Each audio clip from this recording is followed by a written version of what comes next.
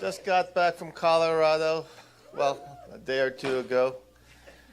You know, I'm not as young as I used to be. I'm getting pretty close to 50 now, so I'm 47 this year, 48 next year. Yeah, compared to some of you, I'm still young.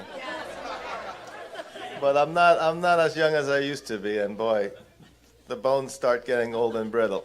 So do the joints.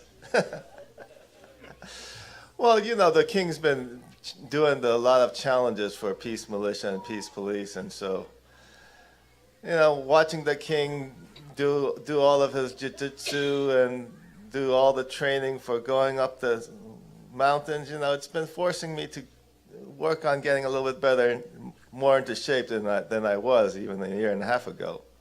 I used to take jiu-jitsu when I was much younger, like 10, 15 years ago now. But because of all of the king's training, I have actually had to start trying to get back into shape, and started training again like 6 months ago. It's you get old. you get old. But the thing is that your body deteriorates, and it doesn't function as well as it used to, and you can't. Your endurance goes down, but you know your strength comes back pretty quickly, and your mind's still working. Yeah, your mind's still working. It's the same thing for going on long hikes, like up in what the king did the last couple of days up in Colorado, where he's doing the 35-mile alpine hike through those high Rocky Mountains. Now, that's, you know, between 10 to 12,000 feet. Your body's really struggling to get oxygen into it. And so we were up there with the king to give him some moral encouragement and to see him off on his 35-mile Fjell Raven marathon or trek through the Rocky Mountains. And we spent a few days up there in the Rockies at about 10,000 feet elevation, and it does take a toll on you. And I was up there. I brought my quad runner, so I was able to get up into the higher elevations to look around, and the views up there are tremendous.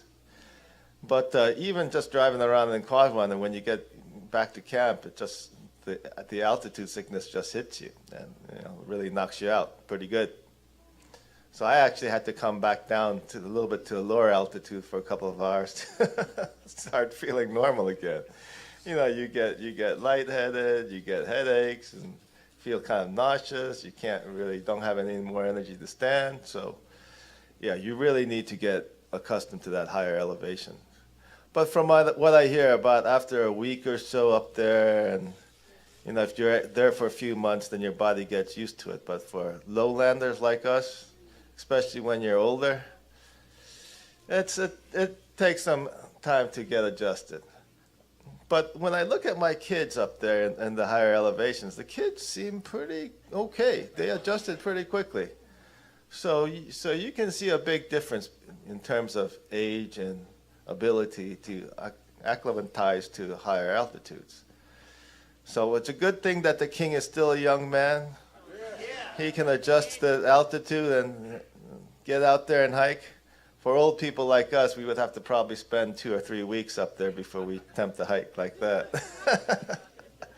But it's good to get into that mode of figuring out, challenging yourself to be a person who can, even at an elderly age, be a sovereign.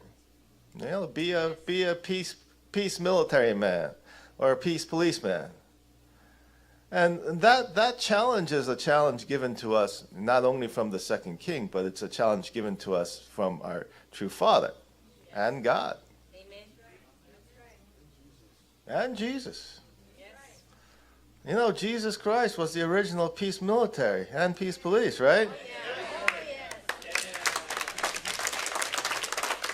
I know the Catholic Church and a lot of churches, established churches around the world, tried to rewrite the history of Jesus Christ, but you know that Jesus Christ was a weapons manufacturer, right? Yes. You guys all know this, right? Go read the Bible. When he chased the money changers out of the temple, he spent a few hours in the wilderness making a whip with barbs.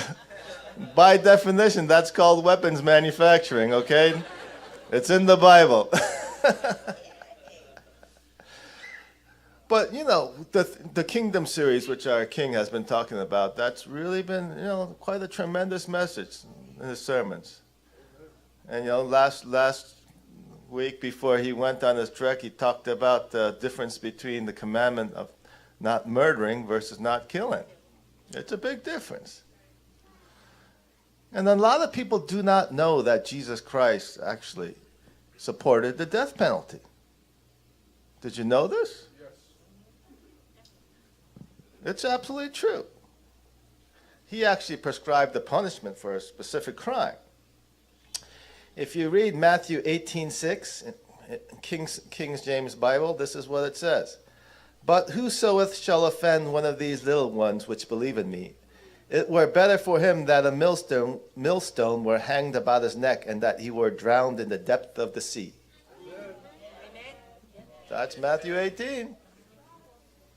You know, Jesus Christ said basically, you know, the people who offend the little ones who believe in Christ should be executed. Did you know about that? He did. And that's the message which we need to get out. We need to get out the message of who Christ really is. Because Christ in his first coming and Christ in his second coming are pretty much identical. And what the archangelic figures around Christ try to do to Christ after he's gone is identical too. They tried to turn Christ, who's a very masculine man who advocates establishing God's sovereignty and God's authority, and turn him into an ephemeral whip. Yep. And that's exactly what the heretic Fed is doing today. Is they're trying to feminize true Father. And that's why they deny the lineage of God and the kingship of God. And they deny the second king. So the challenge which we have, the followers of Reverend Sun Myung Moon and Jesus Christ, the true Lord of the universe, is for us to truly serve Christ as he is, not as we want him to be.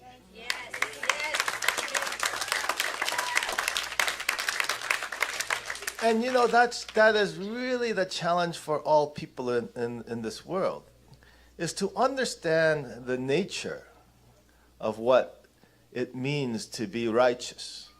What is the nature of righteousness? And what is the nature of sin? Because this is fundamental for us to understand if we want to become a person who stands in the righteousness of Christ.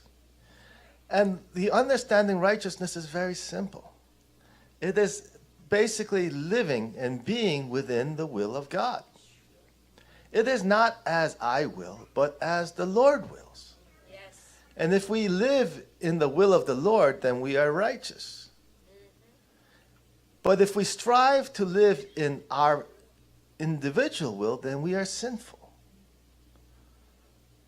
So that is the main point which we need to understand as we live our lives, is how we can live as God wills us to live, and how we can separate ourselves from sinfulness. And so if you understand righteousness and sinfulness in that manner, then everything which the atheists and the heretics and the leftists and the feminists point out as problems in the Bible are not problems. They're very consistent. And even in the Old Testament, when God orders his people to wipe out the descendants who have the fallen, lineage of the Nephilim, there's a specific reason why he called for that. And that is righteousness and for his people to carry out his will. It's not sinfulness. And that's the important distinction we need to make. We need to understand that we cannot look at morality and human rights from the humanist point of view. Morality and human rights and righteousness has to be looked at in accordance to God's will. And when we understand the difference between humanism and righteousness in God's will, then we can clearly explain the Bible in terms of its teaching and show very clearly that it is absolutely 100% consistent. God throughout biblical history is the same God, is a very consistent God, is a just God, is a truthful God. And he is a God who truly loves his people. So that's what I would like to leave you with. I would like to leave you with that and challenge you all to search for the righteousness in God's will. And in doing so, I'm sure you will bring great joy to our Father. Thank you very much.